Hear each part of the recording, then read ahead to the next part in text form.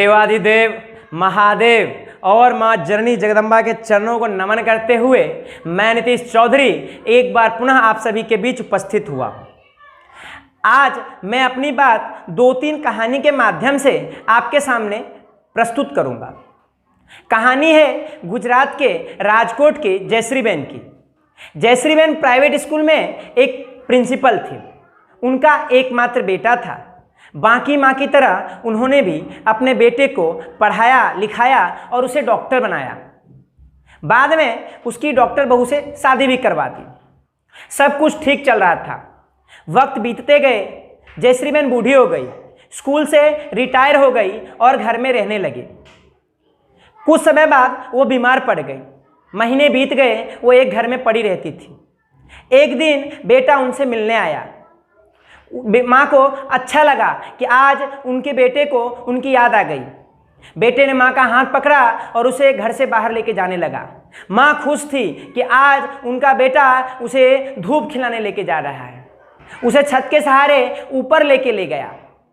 माँ आज बहुत खुश थी। छत पर ले जाने के बाद बेटे ने माँ को गोद में उठा लिया। माँ को लगा कि बेटा समझ गया है, छत पर चढ़ने के बाद उसके माँ का पैर दुखने लगता है, इसलिए उसने उसे गोद में उठा लिया। लेकिन उसके बाद जो हुआ, दोनों हाथ उठाकर भगवान से विनती कीजिए कि किसी भी माँ के साथ ऐसी दुर्गति ना हो। उस बेटे ने अपनी बूढ़ी माँ को छत से उठाकर नीचे फेंक दिया। लोगों को लगा कि बेचारी बुढ़िया पैर फिसलकर गिर गई होगी और मर गई। लेकिन पुलिस के जांच पड़ताल में पता चला कि डॉक्टर साहब ने खुद अपनी मां को छत से उठाकर नीचे फेंक दिया। ऐसी ही कहानी है बिहार के मुजफ्फरपुर की, जहां एक बेटे ने अपनी मां से वादा किया कि मैं जल्दी वापस लौट कर आऊंगा, और तब तक नहीं आया जब तक कि उसकी मां मर नहीं गई। ऐसी ही कहानी है उत्तर प्रदेश के आजमगढ़ की, जहां एक बेटा वर्षों बाद विदेश से लौट कर आया अपनी मां को सपना दिखाने कि मैं तुझे लेकर विदेश लेकर जाऊंगा, और जो भी उनका पैतृक संपत्ति था सबको बिचवा दिया और हवाई अड्डा पर ले जाकर उसे वहीं छोड़ दिया। बेचारी बुढ़िया राह तकती रही कि उसका बेटा अब आएगा और उसे लेकर जाएगा। बाद में एक कर्मचारी बोला, माता आप कब से यहाँ इंतजार कर रही हैं, क्या हुआ? माता ने उसे बताया तो बोला कि ये फ्लाइट तो कब का निकल चुका है। माँ को विश्वास नहीं हो रहा था, लेकिन यही हकीकत थी।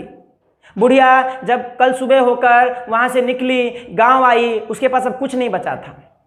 खाने के लिए रोटी नहीं था।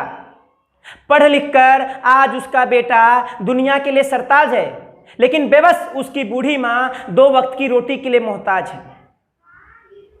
कहानी इक्के दुक्के होते तो हम समझ सकते हैं ये उस मनुष्य की मनोवृत्ति का सवाल है, लेकिन ऐसे कहानी आपको हर गली मोहल्ले समाज में मिल जाएंगे। लेकिन इसके पीछे की वजह क्या है, क्यों ऐसा हो रहा है? उसके पीछे का वजह यह है कि आज आप अपने बच्चों को शिक्षा तो दे रहे हैं मगर संस्कार नहीं दे रहे हैं। याद कीजिए तारे जमीन पर का हुआ सीन, जब माँ बाप अपने बच्चों को बोर्डिंग स्कूल छोड़ने जाते हैं। बच्चा अपनी माँ का पल्लू पकड़ लेता है और कहता है, भीड़ में मुझे इस तरह भी ना छोड़ो मेरी माँ कि मैं वापस लौट भी ना पाऊंगा।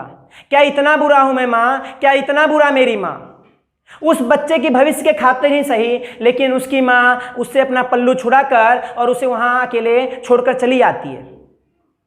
इसमें कोई संदेह नहीं कि उसका बेटा कल एक अच्छा डॉक्टर, इंजीनियर, साइंटिस्ट बन जाए, लेकिन वो एक अच्छा इंसान नहीं बन सकता। वो अपनी माँ बाप का वह सम्मान नहीं कर सकता जो बाकी बच्चे करते हैं, क्योंकि वह तो सीखा ही नहीं। करता था सो क्यों किया, अब करी क्यों पछताए। बोया पेड़ बबूल का तो आम कहाँ से खाए। आपने अपने बच्चों को जब संस्कार दिया ही नहीं, उसे आदर सम्मान करना सिखाया ही नहीं, तो कैसे सीखेगा? पता नहीं जयश्रीबेन छत से नीचे गिरते हुए कुछ सोची थी कि नहीं सोची थी, मगर आप भी चाहते हैं कि आपके बच्चे आपको वह दुर्गति ना करें जो जयश्रीबेन के साथ हुआ, तो कृपया अपने बच्चों को शिक्षा के साथ साथ संस्कार भी दीजिए। उसे मशीन नहीं मनुष्य बनाइए। जय श्री राम, जय सत्य सनातन धर्म।